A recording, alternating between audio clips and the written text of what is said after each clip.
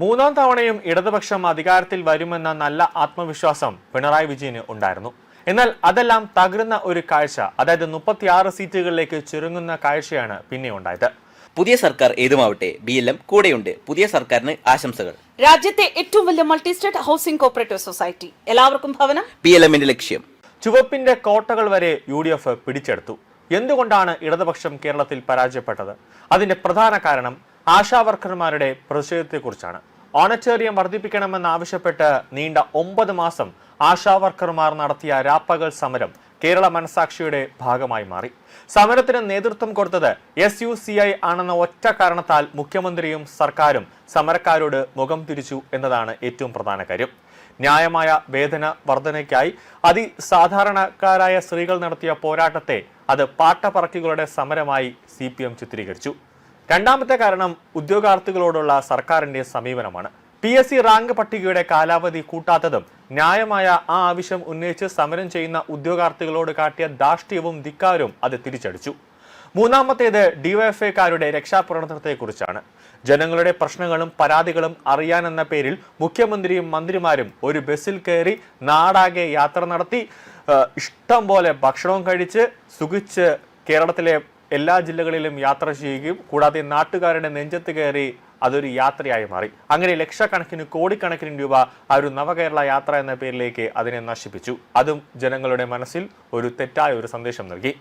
ധൂർത്തും അഴിമതിക്കെതിരെ മുഖ്യമന്ത്രിക്ക് നേരെ കരിങ്കൊടി കാട്ടിയ യൂത്ത് കോൺഗ്രസുകാരെ DYFIക്കാർ തള്ളിച്ചതച്ചതിനെ രക്ഷാപ്രവർത്തനമെന്ന് നിസ്സാരവത്കരിച്ച മുഖ്യമന്ത്രി ആ വാക്കിന്റെ പവിത്രതയിൽ കളങ്കം ചാർത്തി.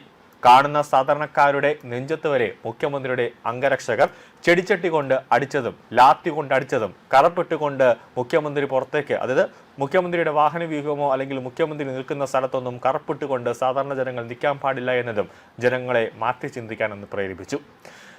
ശബരിമല സന്നിധാനത്തിലെ സ്വർണ്ണ കവർച്ച, ആ കവർച്ചയുമായി ബന്ധപ്പെട്ട ഇടതുപക്ഷത്തിന്റെ സ്വന്തം ദേവസ്വം ബോർഡ് അംഗങ്ങളെയും അതിന്റെ നേതൃത്വം കൊടുത്തവരെയും പ്രതിക്കൂട്ടിലാക്കിയെന്ന കാര്യമാണ് എടുത്തു പറയേണ്ടത്. ഈ സംഭവത്തിൽ സർക്കാരും ഇടതുപക്ഷവും ധാർമ്മിക വിചാരണ നേരിട്ടു. CPMന്റെ വിശ്വസ്തരായ 2 ബോർഡ് പ്രസിഡന്റുമാർ അറസ്റ്റിലായിട്ടും അവർക്കെതിരെ പാർട്ടി നടപടി സ്വീകരിക്കാൻ പോലും തയ്യാറായില്ല എന്നത് വലിയ ചർച്ചയായി മാറി. കൂടാതെ PMCയുമായി ബന്ധപ്പെട്ടാണ് LDFലും CPMലും ചർച്ച ചെയ്യാതെ മുഖ്യമന്ത്രിയുടെ നിർദ്ദേശപ്രകാരം PM-ശ്രീ കരാറിൽ വിദ്യാഭ്യാസ വകുപ്പ് ഒപ്പിട്ടത്. അത് ഇടതുമുന്നണിയിൽ വലിയ അടിയായി മാറി. അതിലും ഒരു PM-ശ്രീയിൽ ഒപ്പിട്ട് കേന്ദ്ര സർക്കാരിൽ നിന്ന് ഫണ്ട് വാങ്ങിച്ച് അത് വേറെ ഏതെങ്കിലും തരത്തിലേക്ക് മറയ്ക്കാമെന്നൊക്കെയാണ് ശിവൻകുട്ടി തന്നെ സത്യം തുറന്നു പറഞ്ഞത്. പക്ഷേ അതും വലിയൊരു അടിയായപ്പോൾ അത് അവിടെ സ്റ്റോപ്പായി. ആരോഗ്യ മേഖലയുടെ തകർച്ച വലിയൊരു ചർച്ചയായി കേരളം രാപ്പകൽ ചർച്ച ചെയ്തു. കത്രികയും ഗൈഡ് വയറും മറ്റും ശരീരത്തിൽ കുടുങ്ങിയ രോഗികളുടെ നിസ്സഹായമായ ഒരവസ്ഥ ജനമനസ്സുകളിൽ വലിയ രൂപത്തിൽ മുറിവുണ്ടാക്കി. കോട്ടയം മെഡിക്കൽ കോളേജിൽ കെട്ടിടം തകർന്ന് വീണതറിഞ്ഞെത്തിയ മന്ത്രിമാർ അതിനിടയിൽ ഒരു ജീവൻ കുടുങ്ങിക്കിടക്കുന്നത് അറിയാതെ ഒരു PR വർക്കിന്റെ ഭാഗമായി നടത്തിയ പ്രതികരണം വലിയ രീതിയിൽ ജനങ്ങളെ മാറി ചിന്തിക്കാനൊന്ന് പ്രേരിപ്പിച്ചു. പങ്കാളിത്ത പെൻഷൻ പദ്ധതിയെക്കുറിച്ചാണ് അടുത്തത്. ഇത് പിൻവലിക്കാത്തതും ശമ്പള പരിഷ്കരണം നീണ്ടുപോയതും ജീവനക്കാരിൽ വ്യാപകമായ ഒരു അതൃപ്തിക്ക് ഇടയായി. IAS ഉദ്യോഗസ്ഥരായ N Prashant, B Ashok, Biju Prabhakar എന്നിവർ നടത്തിയ തുറന്നു പറച്ചിൽ അരുതാത്തത് പലതും സർക്കാരിൽ സംഭവിക്കുന്നുവെന്ന സത്യം ജനങ്ങൾ തിരിച്ചറിഞ്ഞു.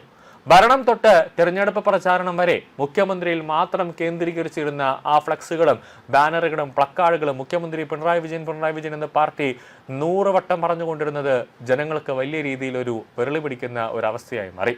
സാമ്പത്തിക പ്രതിസന്ധിയിൽ കേരളം വലയുമ്പോഴും PR സ്റ്റണ്ടുകൾക്കായി സർക്കാർ വാരിക്കോരി ചാനലുകൾക്കും അതോടൊപ്പം തന്നെ പത്രങ്ങൾക്കും മറ്റ് PR പരിപാടികൾക്കുമായി കോടികൾ നൽകി. അത് വലിയ രീതിയിൽ തിരിച്ചടിച്ചു. കൂടാതെ മെസ്സി വരുമെന്ന് കേരളത്തിലെ കുട്ടികളുടെ, അതായത് ഫുട്ബോൾ പ്രേമികളുടെ മനസ്സിലും മലപ്പുറത്തുകാരുടെ മനസ്സിലുമൊക്കെ കായിക മന്ത്രിയും അതോടൊപ്പം തന്നെ മുഖ്യമന്ത്രിയും അടക്കമുള്ളവർ മെസ്സി വരുന്നു, ഇതാ വരുന്നു, അടുത്ത മാസം എത്തുന്നു എന്നൊക്കെ പറഞ്ഞ് പറ്റിച്ചതും വലിയ രീതിയിലുള്ള ഫുട്ബോൾ പ്രേമികളുടെ മനസ്സിലേക്ക് സർക്കാരിനെതിരെ ജനവിരുദ്ധ വികാരം, അതായത് ആ ഒരു വികാരം അടിച്ച് കയറി. അതിൻ്റെയൊക്കെ ഒരു തിരിച്ചടി, അതായത് ഏകദേശം ഒരു 10-12ഓളം പ്രശ്നങ്ങൾ ഉണ്ടാകും ഈ പിണറായി സർക്കാർ വരുത്തി വെച്ചത്. എന്തുകൊണ്ട് നല്ലതാണ് മൂന്നാമതും പിണറായി സർക്കാർ അധികാരത്തിൽ വരാതെ ഇരുന്നത്. അങ്ങനെ വന്നിരുന്നുവെങ്കിൽ കേരളം വേറെ ഏതെങ്കിലും ഒരു രീതിയിലേക്ക് കേരളം മാറുമായിരുന്നു.